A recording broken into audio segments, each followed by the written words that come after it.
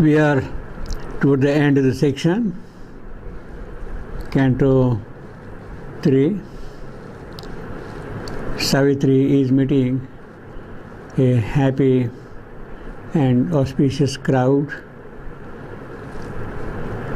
who are very willing to guide her towards her soul.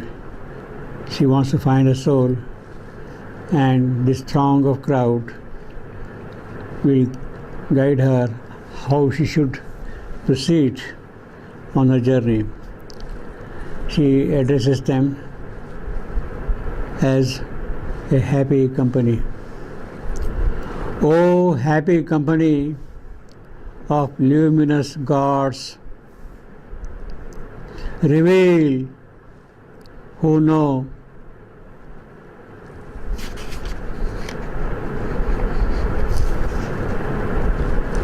the road that I must tread. It is the happy company of luminous gods. These are the gods of the inner world, Savitri's inner world, the occult gods.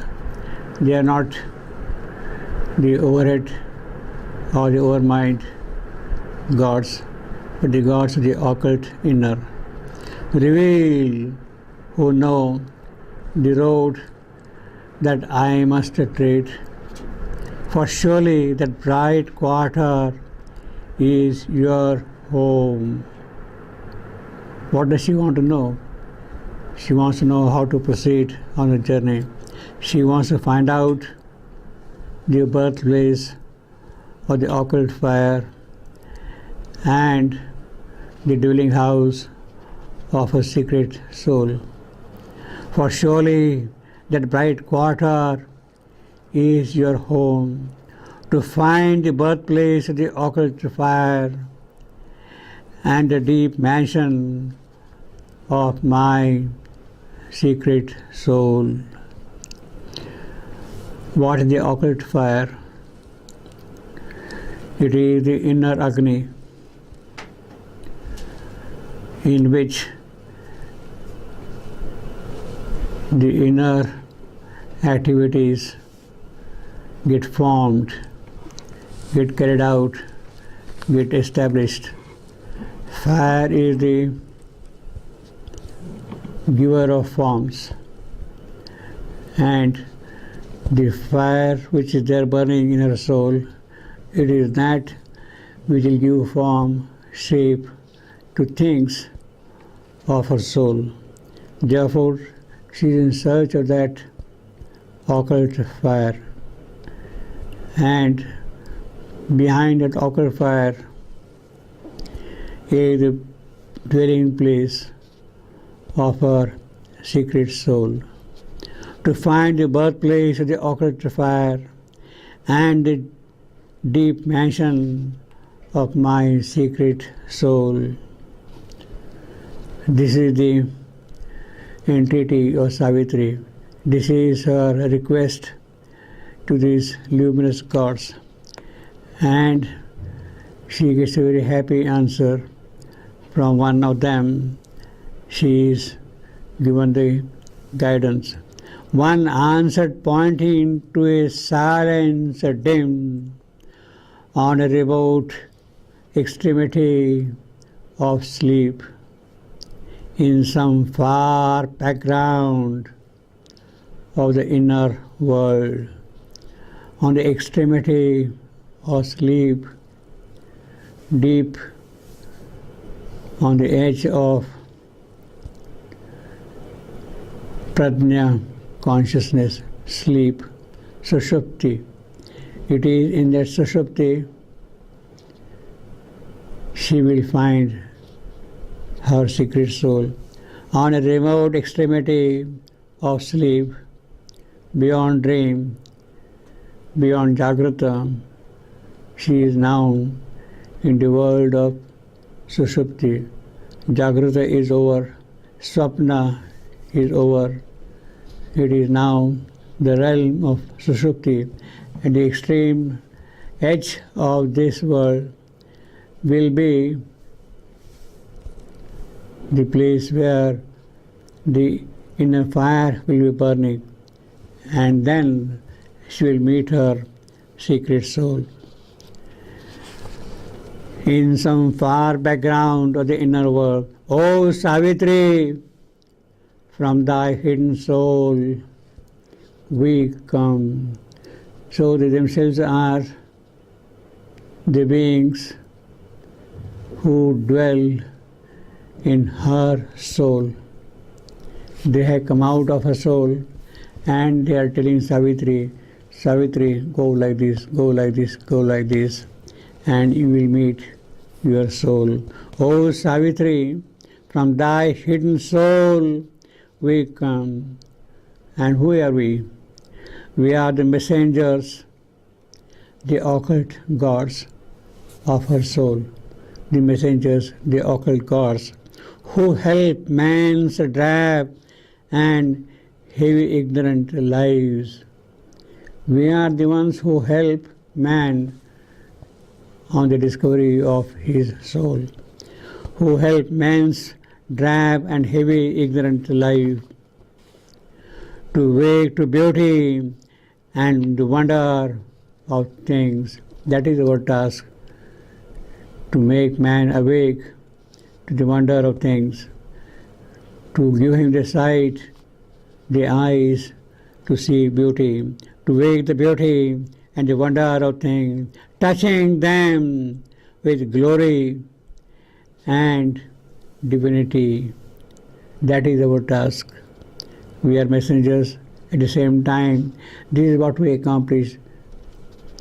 Touching them with glory and divinity.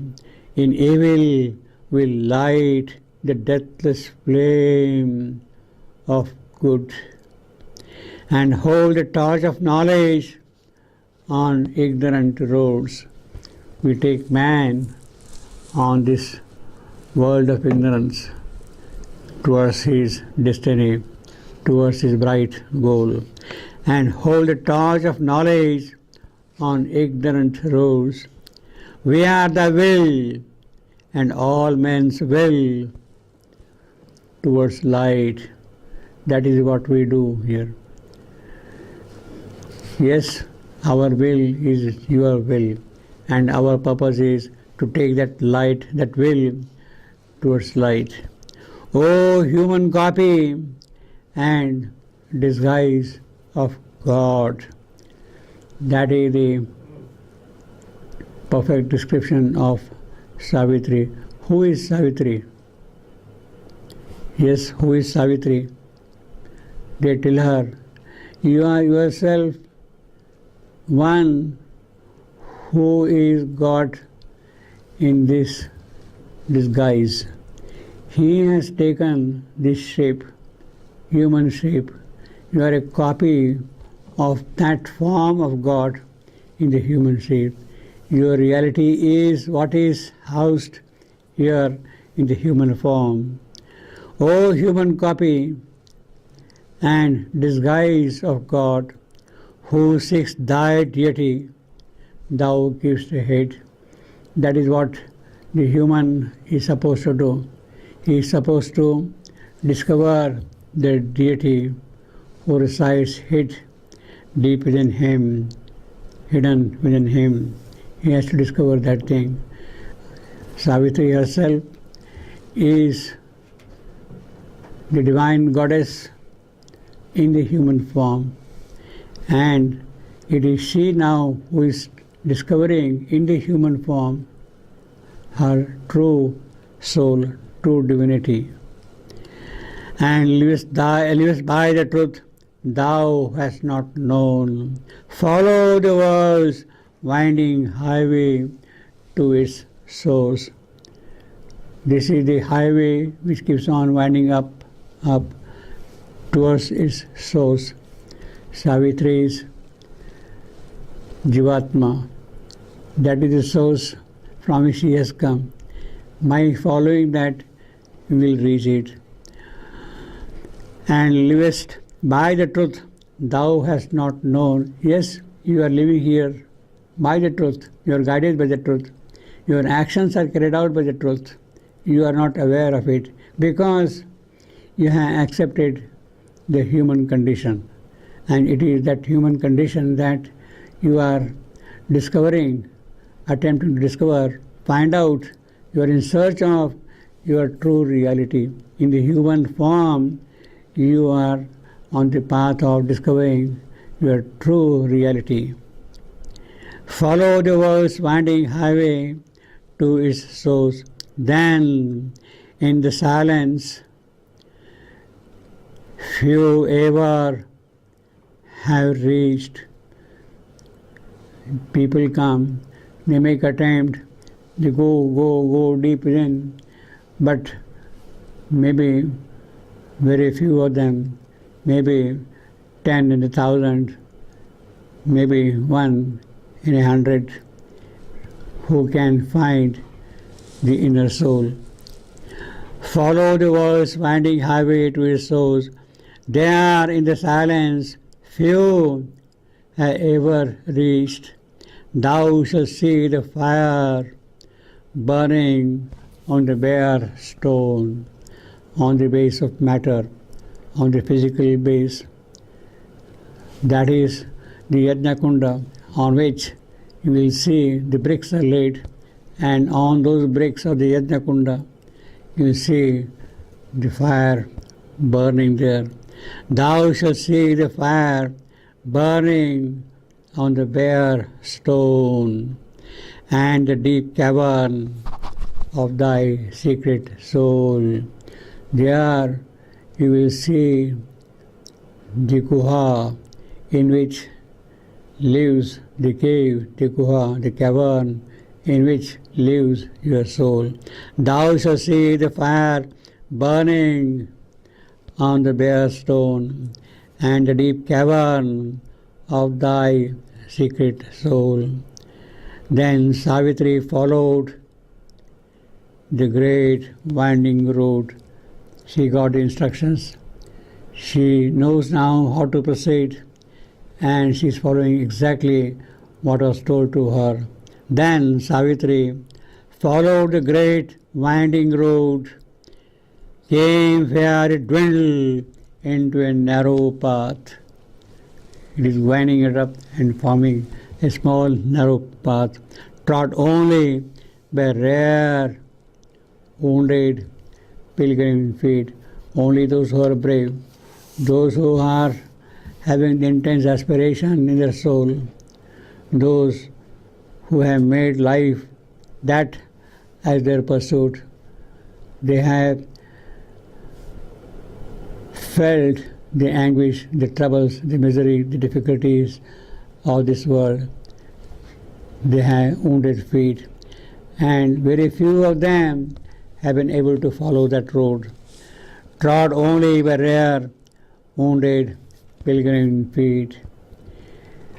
The moment Savitri starts moving along that winding highway, dwindling into a narrow path, a few forms appear in front of her. A few bright forms emerge from unknown depths, from the unknown depths of her soul. Suddenly she sees receiving her a few forms and looked at her with calm, immortal eyes. The forms, the happy gods of the inner world, coming from the depths of her soul, they sort of welcome Savitri, and with their immortal eyes looked into her eyes.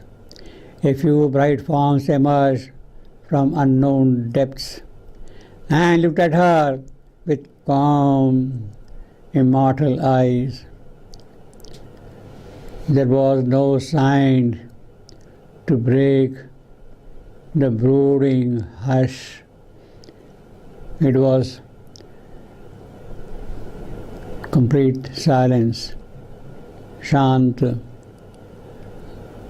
Shivam also. Shantam, which is Shivam also. It is that which pervaded the whole place. There was no sound to break the brooding hush. One felt the silent nearness of the soul. Savitri at once had the perception, had the feeling that yes, very close to the place now is the dwelling place of her soul. She has come very close there now.